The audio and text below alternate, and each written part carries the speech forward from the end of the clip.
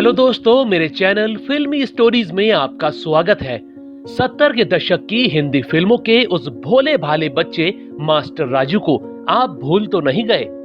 क्या आपको पता है कि वो अचानक क्यों गुमनाम हो गया? असल में उसका घमंड ही उसकी बर्बादी की वजह बन गया। चलिए आज मास्टर राजू के करियर की तबाही का पूरा सच आपको बताते हैं, जिसे जानकर आप भी चौंक उठेंगे।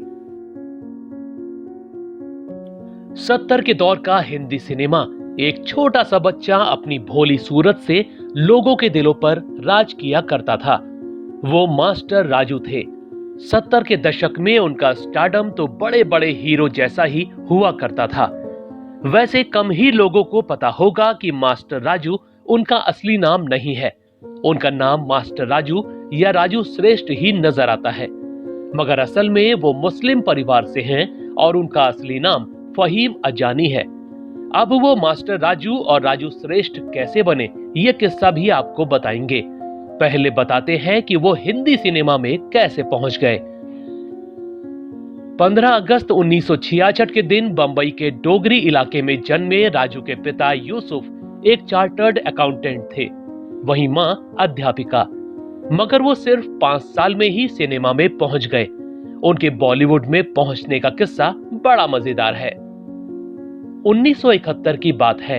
हुआ ये कि गुलजार एक फिल्म बना रहे थे, परिचय। फिल्म के लिए वो ऐसे बाल कलाकार की तलाश में थे जो एकदम भोला भाला नजर आता हो और जिसने पहले फिल्मों में काम न किया हो। बच्चा चुनने के लिए एक दिन ऑडिशन चल रहा था। एक एजेंट के कहने पर राजू को भी उनके पिता वहां ले गए। वहां कोई बच्चा डायलॉग बोल रहा था तो कोई मिमिक्री कर रहा था, मगर मास्टर राजू डरे सहमे एक कोने में खड़े थे। अचानक गुलजार जब उनकी ओर मुड़े तो राजू जोर जोर से रोने लग गए। पिता को लगा कि बेटा तो पहले ही फेल हो गया, इसलिए वो बेटे को लेकर वहां से चले गए। मगर 2 दिन बाद गुलजार का फोन आया कि उन्हें अपनी फिल्म के लिए राजू जैसा मासूम बच्चा ही चाहिए। इस तरह से मास्टर राजू ने सुपरहिट फिल्म परिचय से अपना करियर शुरू किया। पहली ही फिल्म में उनके मासूम चेहरे ने लोगों पर ऐसा जादू कर दिया कि वो सबके चहेते बन गए। इसी साल उनकी 2 और फिल्में आईं, बावर्ची और अमर प्रेम। दोनों ने बॉक्स ऑफिस पर तहलका मचा दिया। राजू एक साथ 3 सुपरहिट फिल्मों में काम कर उस दौर के सबसे सफल बाल कलाकार बन चुके थे। वो दौर उनका गोल्डन दौर था। 1973 में आई दाग या अभिमान हो या 1975 में आई दीवार, सब सुपरहिट रही। छोटी सी उम्र में ही वो इतनी कामयाबी हासिल कर चुके थे कि उनकी फीस उस जमाने में बड़े बड़े हीरो के बराबर पहुंच गई थी। वो एक दिन में 3 फिल्मों की शूटिंग किया करते थे। एक बार की बात है, राजश्री प्रोडक्शन वाले फिल्म चितचोर बनाने जा रहे थे। अमोल पालेकर हीरो और जरीना वहाब हीरोइन फाइनल हो चुके थे। बस उनको जरीना के पड़ोसी के रूप में एक नटखट बच्चे की तलाश थी। प्रोडक्शन टीम को राजू पसंद आ गए। जब उनसे संपर्क किया गया तो उनकी तरफ से भारी फीस की डिमांड रख दी गई। राजश्री प्रोडक्शन वाले फीस सुनकर चौंक गए। वो बोले कि इतना पैसा तो हम अपने हीरो को भी नहीं देते हैं। राजू वो फिल्म नहीं करने वाले थे, मगर डायरेक्टर बासु चटर्जी के समझाने पर उन्होंने कम फीस में ही फिल्म में काम किया। फिल्म सुपरहिट हो गई और मास्टर राजू को चितचोर के लिए नेशनल अवार्ड दिया गया था। अब आपको बताते हैं कि फहीम अजानी मास्टर राजू फिर राजू श्रेष्ठ कैसे बन गए। हुआ ये कि फिल्म चौकीदार की शूटिंग चल रही थी। वहां संजीव कुमार ने पहली बार राजू को देखा।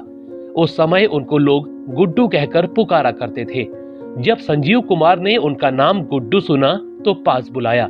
वो बोले कि गुड्डू भी कोई नाम है, आज से कोई बच्चे को गुड्डू नहीं बोलेगा, इसका नाम मास्टर राजू होगा। बस उसी दिन से फहीम अजानी मास्टर राजू बन गए। बड़े होने पर उन्होंने अपने नाम से मास्टर हटाकर राजू के बाद श्रेष्ठ लिखना शुरू कर दिया और वो राजू श्रेष्ठ बन गए।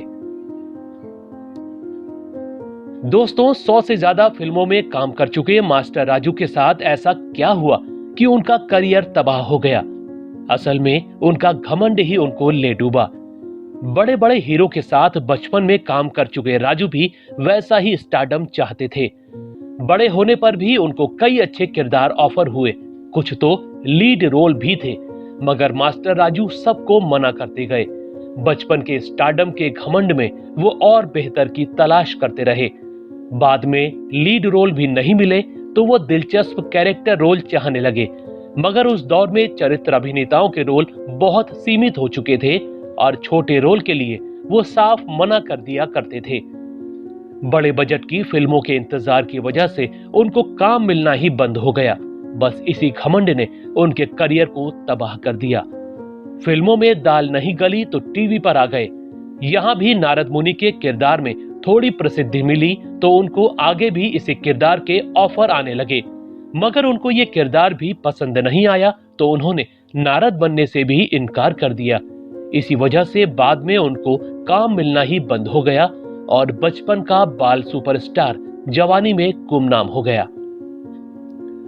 फहीम अजानी यानी राजू श्रेष्ठ अब 56 साल के हो चुके हैं। वो अब मुंबई में अपनी पत्नी सीमा के साथ गुमनामी की जिंदगी जीने को मजबूर है। कभी कभार किसी टीवी शो में नजर आ भी जाते हैं, मगर बचपन के सुपरस्टार के अहंकार ने उनका करियर ही नहीं जवानी भी बर्बाद कर दी। दोस्तों, पुरानी फिल्मों में आपको मास्टर राजू कैसे लगते थे?